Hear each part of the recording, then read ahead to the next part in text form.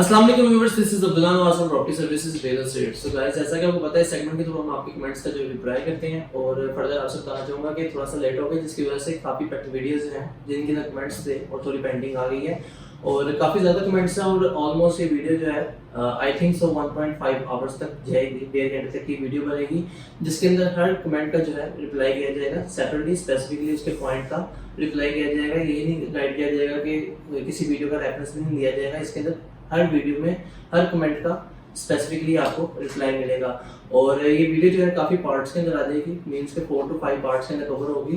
Further अगर आप अपना कमेंट देखना चाहते हैं तो डिस्क्रिप्शन के अंदर हर वीडियो के अंदर जिन जिन कमेंट्स का रिप्लाई किया होगा वो डिस्क्रिप्शन के अंदर मेंशन होंगे कि इन पर्सन्स का जो है कमेंट का रिप्लाई किया होगा।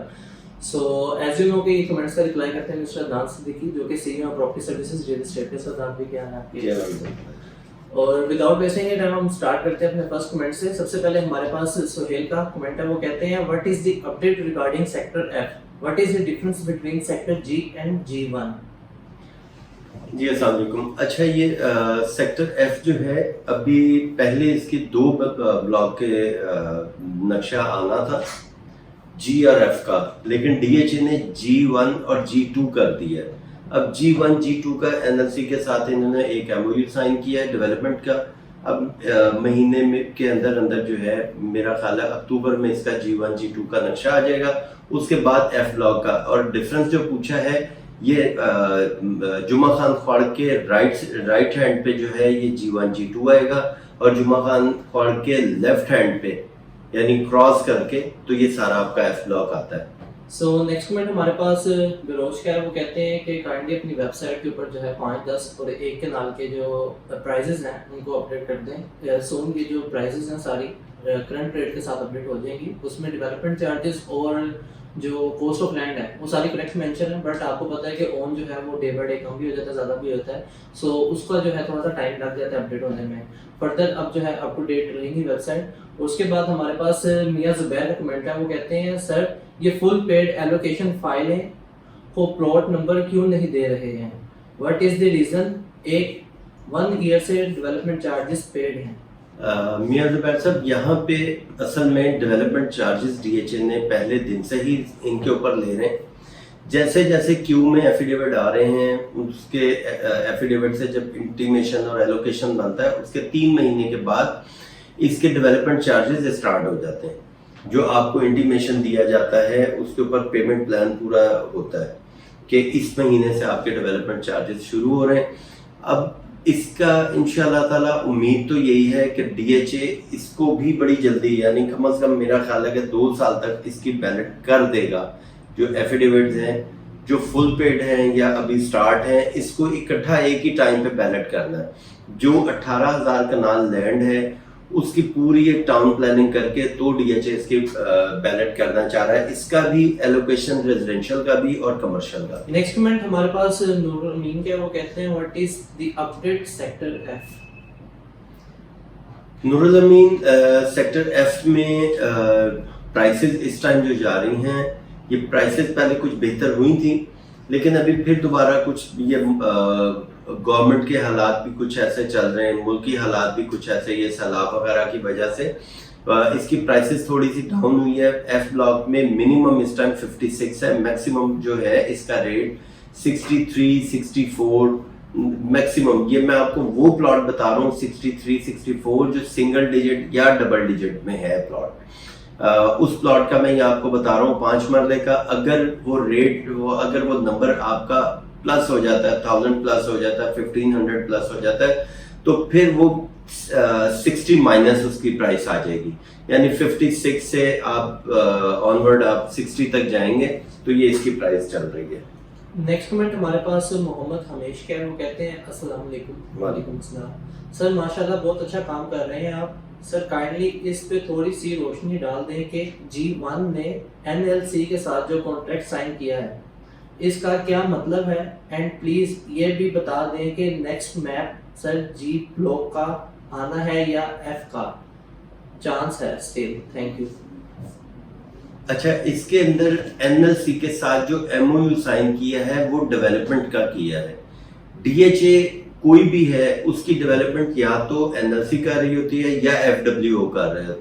तो यहाँ पे नॉर्दर्न बाईपास जो था ये एफडब्ल्यूओ के पास इसकी डेवलपमेंट थी, और ये जो G1 और G2 है इसकी डेवलपमेंट करनी है एनएलसी ने। इसी तरह जो रोटरी फ्लाईओवर है वो डीएचए खुद बनाएगा, गेट भी डीएचए खुद बना रहा है। तो ये एनएलसी ने इसकी डेवलपमेंट स्टार्ट करनी है यहाँ पे जल्दी, और इसका नक्शा आ जाएगा।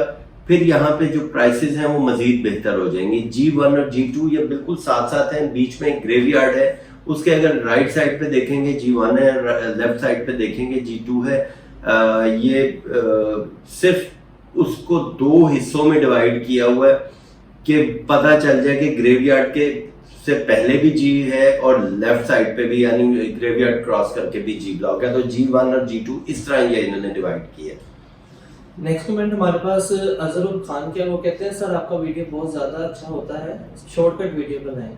उसके बाद फरहद अली का हमारे पास कमेंट है, वो कहते हैं एडवेंचर एरिना से आगे भी बहुत लोग आबाद हैं। फरहद अली, ये मेरा ख्याल है कि शायद आप ये जो एडवेंचर एरिना के बाद ये प्राइवेट लैंड आ रही है, आप उसके बारे में ये बात कर रहे हैं। बिल्कुल आप सही कह रहे हैं कि एडवेंचर एरिना के से आगे जो है एक प्राइवेट लैंड है, वहाँ पे काफ़ी कच्चे घर और ये बने हुए हैं। तो ये आगे अगर आपने स्टार्ट से देखा हो, नासिर बाग रोड से जब आप डीएचए के अंदर आते हैं तो आप ए ब्लॉक वाली साइड पे और बी ब्लॉक वाली साइड पे डीएचए एक बाउंड्री साथ लेके चल रहा है अपने। तो एडवेंचर एरिना के बैक साइड पे जहाँ पे शेख यासीन टाउन आ जाता है, ई ब्लॉक आ जाता है, वो बाउंड्री ऐसे साथ लेके चल रहे हैं। इसी तरह ये आपके राइट हैंड पे जो ए है, सी है, फिर आगे प्रिज्म आ जाता है, प्रिज्म का गेट है, ये बाउंड्री साथ साथ चल रही है। तो एडवेंचर एरिना के साथ भी अगर ये प्राइवेट सोसाइटी डीएचए के अंदर मर्ज हो जाती है और ये लैंड डीएचए के पास आ जाता है तो ये बाउंड्री दूर चली जाएगी।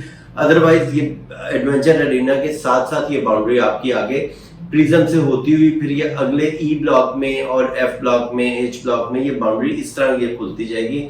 अगर आपने डीएचए पेशावर का ये मास्टर प्लान देखा हो तो इसमें कुछ एरिया एडवेंचर एरिना के बाद जो है वो डीएचए से बाहर है, तो ये इसी तरह ये बाउंड्री आगे चलेगी। नेक्स्ट कमेंट हमारे पास तनवीर हुसैन के, वो कहते हैं don't buy flood area DHA Peshawar, do not buy in own price. If you people not buy, ultimately price will come down. Own is too much. All retired army officer and property dealer who are playing with buyer, it much better to buy in Islamabad than this painted DHA. उसके ऊपर जो है विरोश ने हमें उनको reply दिया, वो कहते हैं you are right, but the question is where you will find good price. Peshawar is already expensive land and compared to other area and township in Peshawar, DHA is still best option. If you compare the facility and quality of work, DHA Peshawar is very competitive to other private societies in Peshawar. Not much difference in price. अच्छा तनवीर साहब, इसका reply मैं भी कुछ इस तरह करता हूँ कि देखें डीएचए पेशावर लॉन्च कब हुआ। मेरा हमेशा जब भी मैं वीडियो बनाता हूँ तो मैं ये बात करता हूँ कि डीएचए पेशावर लॉन्च हो रहा है 13-14 में लॉन्च हो रहा है। उस टाइम इस एरिया के क्या हालात थे? अगर उस टाइम आप चले जाएं 2013-14 में, जिस टाइम लैंड प्रोवाइडर्स डीएचए को ये लैंड दे रहे थे, उस टाइम ये यहाँ पे क्या रेट था? फिर ये जो आपने सही कहा है ये फ्लड एरिया था, लेकिन यहाँ पे एक जुमा खान ख्वाड़ बना दिया डीएचए ने कि यासीन टाउन की बैक से वो जो सैलाबी नाला था उसको एक पक्का नाला बना के, तो इसे यहाँ से डीएचए बी ब्लॉक से लेके जाके आप ई ब्लॉक और ये फिर एडवेंचर एरिना की बैक आ जाती है, फिर प्रिज्म के अंदर से होता हुआ ये आगे वार्षिक की तरफ चला जाता है। तो डीएचए ने तो इसे सेव कर दिया। बाकी रह गया कि ये यहाँ पे ये सस्ती लैंड थी या आर्मी ऑफिसर्स ने ज्यादा वो इसके ऊपर काम किया, ये प्रॉपर्टी डीलर्स ने इसके ऊपर काम किया। तो आप ये देखें डीएचए पेशावर आपको क्या प्रोजेक्ट दे रहा है। डीएचए एक ब्रांड है, इसके सराउंडिंग में आप चले जाएं, रेगी टाउन कब का लॉन्च हुआ है या शेख यासीन टाउन कब लॉन्च हुआ था, उसकी शेख यासीन टाउन इसकी दीवार के बिल्कुल साथ है।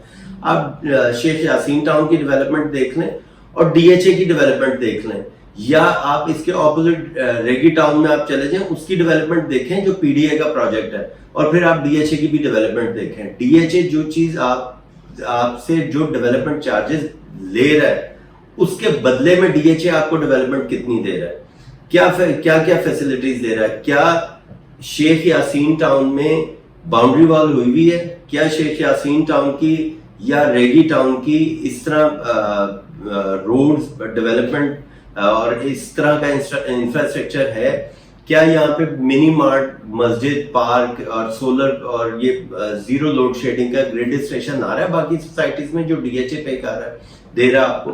तो अगर ये इसी तरह की ये फैसिलिटीज और किसी सोसाइटी में है तो फिर तो हम कहें कि डीएचए का प्रोजेक्ट अच्छा नहीं है।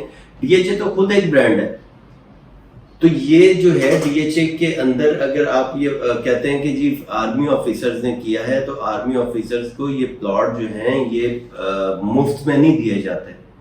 या तो वो अपनी जिंदगी का एक हिस्सा दे रहे होते हैं, या अपनी जान दे रहे होते हैं, या जख्मी हो रहे होते हैं। तो उसके बेनिफिट में जो है आर्मी उनको ये बेनिफिट में प्लॉट देता है। तो फर्दर इसके ऊपर फिर हम बात करेंगे, बड़ा लंबा टॉपिक हो जाएगा ये।